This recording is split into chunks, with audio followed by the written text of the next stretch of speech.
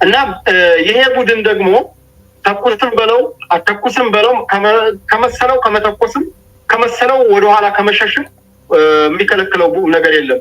ያው ኢመደበኛም ስለሆነ ኮማንድ ስለሌለው አርጋት አርግ ብለህ የምትመራውን ቡድን አይደለም። በነገራችን ላይ በዛም ብሎ ስሜታዊ ነው። አሁን ወልዲያ እንገባለን እያለ ሲደሰኩር ነበረ። አሁን ደግሞ እንግዲህ እያሉ ነው። በጀነቶ በር በኩል የመጣው ቡድን በመጀመሪያው ቀን ተመቷል።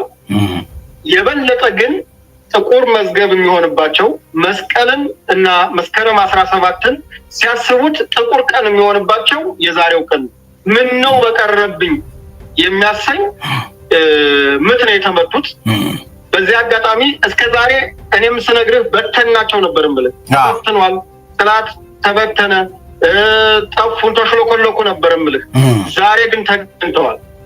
ዛሬ ግን በምድርም በሰማይም በሁሉም ተገኝተው ጥላት እንዳሰበው ወልዲያ ከተማ ቁርስ መብላት ይቅርና ለሳንቃም አልሆነም፣ ለሙጃም አልሆነም። ሙጃ በጣም በርካታ ቁስለኛ አሁን በአሁኑ ሰዓት በርካታ ቁስለኛ ከቀላል እስከ ከባድ አለ። መርሳም እንዲሁ ከቀላል እስከ ከባድ አለ። በየቦታው አስከሬን ቀብረዋል።